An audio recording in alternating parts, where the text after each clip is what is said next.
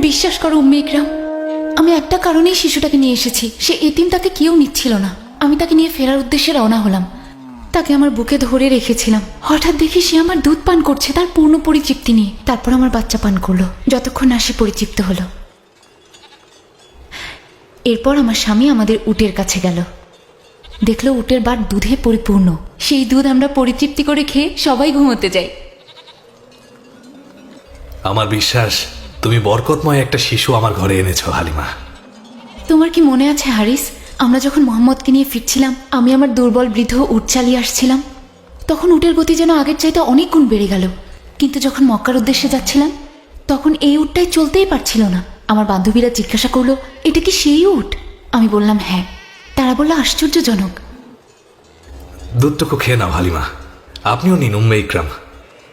তারপর শুনুন, আমরা আমাদের সাত ভূমিতে আমাদের বাড়িতে আসলাম। এই ভূমিটা তো কিছুদিন আগেও আমার দেখা সবচাইতে অনুর্বর ভূমি ছিল উম্মে ইকরাম। আমি কি মিথ্যা বলছি? ঠিকই বলেছ হারিস। তোমার কি মনে নেই আমাদের অবস্থা? হ্যাঁ, মনে আছে। আমরা যখন আব্দুল্লাহর পুত্র মোহাম্মদকে নিয়ে এখানে ফিরে এলাম, আমাদের সবকিছু কিভাবে যেন পাল্টে যেতে শুরু করলো।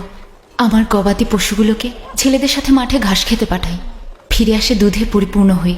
আমরা সবাই পরিতৃপ্তি নিয়ে পান করি। যেখানে সাত গোত্রের অন্য কেউ এক ফোঁটাও দুধ পাচ্ছে না, তারা তাদের রাখালদের কি বলে জানো? তোমরা যাও, অনুসরণ করে দেখো হালিমার পুত্ররা কোথায় পশু চড়ায়। মোহাম্মদ আমাদের জন্য সৌভাগ্য এনেছে। ও এখন কোথায়? ও ভাইদের সাথে পশু চড়াতে গিয়েছে। মাত্র 2 বছর বয়স, অথচ দুধ ছাড়িয়ে দিয়েছি। এই বাচ্চাটা আমাদের কাছে আমানতের মতো হালিমা। ওকে ওর পরিবারের কাছে ফিরিয়ে দেওয়ার সময় চলে এসেছে। হ্যাঁ আমি জানি হারিস, কিন্তু আমি যে ওকে ছাড়া থাকতে পারবো না। ওর মা আমিনা যদি আরো 2টা বছর আমাদের কাছে ওকে রাখার অনুমতি দিতেন। আমি নিজেও চাই ও আমাদের সাথে থাকুক, কিন্তু যেটা নিয়ম সেটা তো আমাদের মানতেই হবে, তাই না? আব্বা, ভাই মোহাম্মদকে নিয়ে কি বললে? আমরা ওকে ওর পরিবারের কাছে ফিরিয়ে দেব।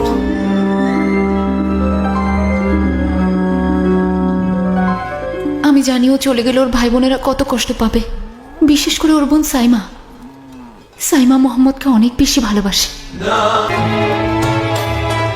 হারিস, হারিস শুনছো? আমি মোহাম্মদকে নিয়ে ফিরে এসেছি। মোহাম্মদ কোথায় আছে এখন? ওর ভাইদের সাথে ছাগল চড়াচ্ছে। তুমি মোহাম্মদকে তোমার কাছে রাখার জন্য ওর মা আমিনাকে কিভাবে রাজি করালে বলো তো? এটা কাবার মালিকের রহমত হারিস।